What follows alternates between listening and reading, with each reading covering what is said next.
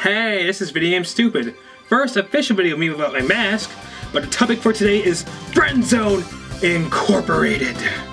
Now, in case you know what friendzoning is in the first place, it's basically when you ask that significant other or that person of interest out on a date or whatever else, whatever, and then they turn you down. And basically turn you down and say, "Oh, sorry, I'm not interested, but we can still be friends." Well, you know what? I decided to categorize it as Friendzone Incorporated.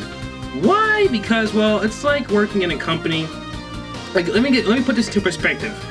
Like Christmas Vacation. If you ever seen that, a great 1980s, 1989, 1990 movie about Christmas with Walt Griswold, with Chevy Chase's Walt Griswold. You know, he's expecting a company bonus, but then, you know, the big fat guy, the big wig fat dude, old fat dude, laughs in his face when he asks about the Christmas bonus and basically denies him it. And then it's like almost like demoting him almost. It's like that's what happens when you get friend zoned. It's almost like getting demoted to a lower status. Like, you know, you're getting really close to that girl or guy or whatever, and you know, you want to pop the question, and then they reject you, and then they demote you to friend zone status. They put you down. And it's Friendzone Incorporated because it's almost like a company agreement or something, like some kind of like partnership or something. Like, oh, you know, sorry, I'm not interested, but we can continue being friends as long as you don't try hitting on me again. That's basically what it's like. And it's like, you know, you pretty much can't hit on them anymore, and you're demoted, and it's like the worst feeling in the world. And it happens to many people, but most do not realize it's going to happen before it's too late. And that's the problem. You don't know what's going to happen, and all of a sudden, you think everything's going good, and all of a sudden, slash! Your head's cut off, you've been demoted to friend zone status, and it's the most horrible feeling in the world. One such story I'm about to tell involves friend zoning, if it wasn't obvious already. Alright, so we're gonna go back a couple of years ago. I was in driver's ed to learn how to drive. Why was I 20 years old and trying to learn how to drive and not learning how to drive when I was 16? None of your business, that's why. No, the real reason is because I didn't feel a need to drive when I was in high school. Really was no reason. I didn't have anywhere to go really and stuff. Like, everything was in walking distance. Even my friend's house was in walking distance from the school, so it wasn't really necessary to learn how to drive. But then it became an issue a few years down the line, and I needed to learn how to drive, so that's when I went to driver's ed to learn how to drive. And of course there's a bunch of annoying high schoolers there and stuff, and they're all just like, yeah, we're high schoolers, yeah. And the teacher there, very interesting teacher there, you know, he was a really huge Elvis Presley fan. Like, he was a really huge fan. Like, he had like he always wore on his t-shirts. He played his music sometimes in the class. And even during the final exam, one of the questions was Elvis Presley related. He actually put that in there into the test. I think the question was, do you think Elvis Presley is dead or not?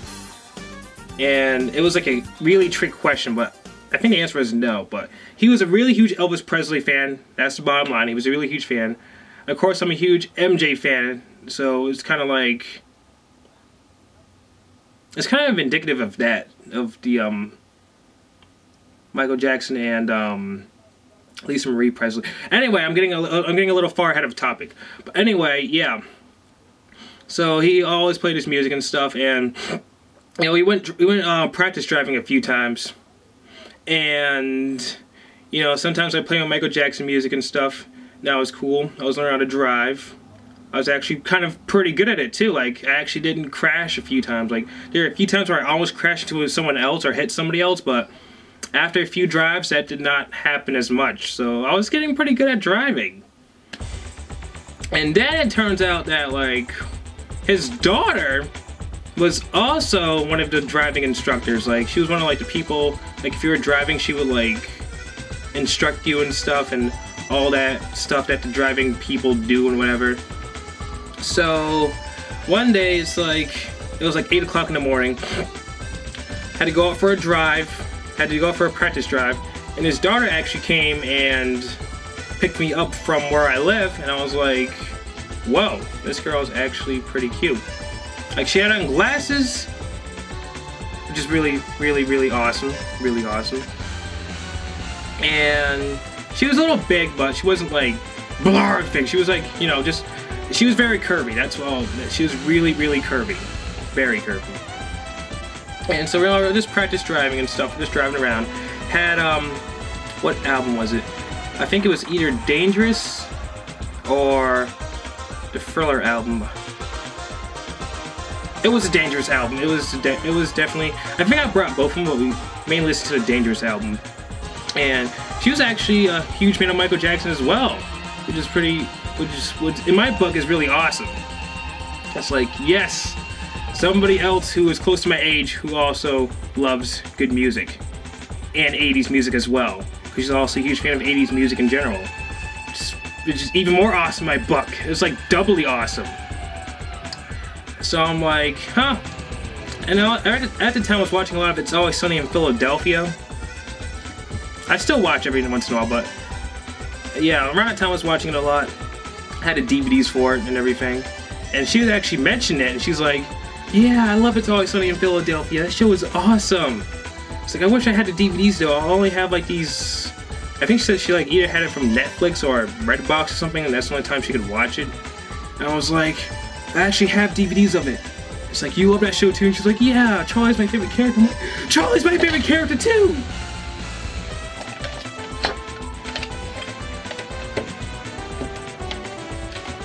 And at that point I was just like, you know what, this girl likes 2 out of the 3 things I really, really love in life. And I never asked if she was a video gamer, but if she was, it was done. It was done. Buy a ring, throw a ring on, it's done. I'm so sold there, but yes, this is part of the demonstration. I forgot to use it though. Yeah, so basically here's us in the car, we're driving around, you know.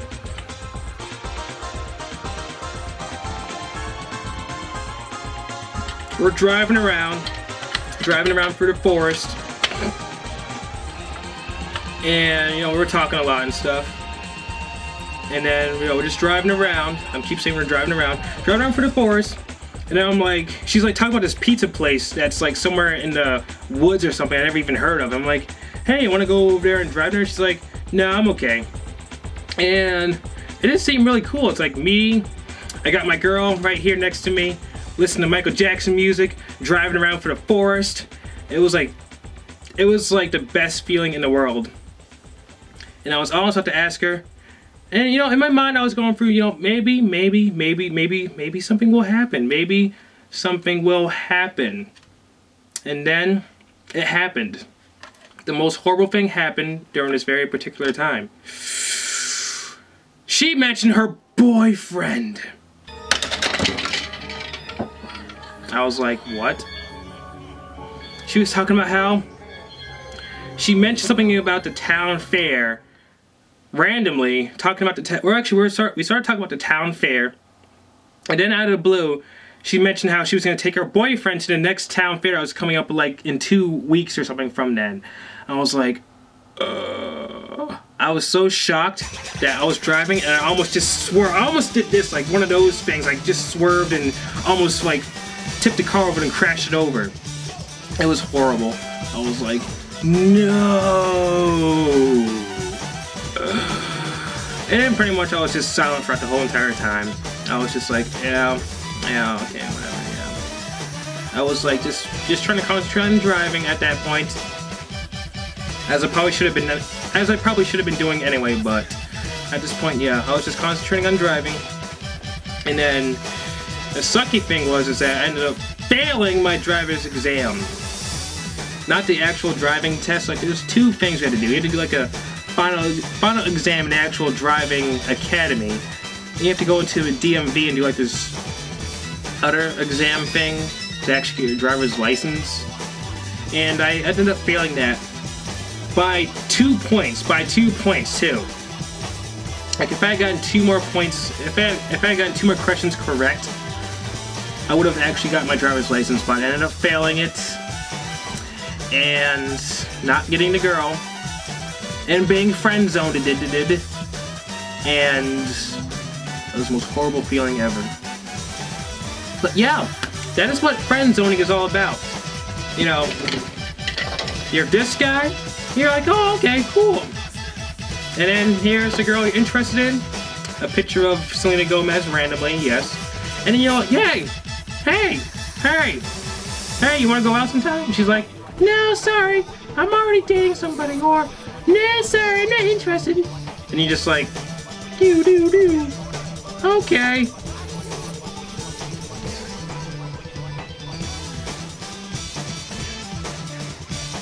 That's what happens. That is what happens, and I don't know. I don't really know. There's no actual warning signs. There's nothing you really do except just to not do anything. Don't act on any impulse at all. Just be like, you know what? No. I like this girl. This girl seems to like me, but I'm not gonna say anything. Because I could change everything. Is that the best advice? Probably not, but that's the advice I'm giving today. So deal with it. And if you can't, then you might get friend-zoned to death. Just remember that. This has been VideoGameStupid, talking about friend-zoning, and the dangers of friend-zoning, and Friendzone Incorporated, and everything to do with friend-zoning. And you might fail your driver's license too. VideoGameStupid out.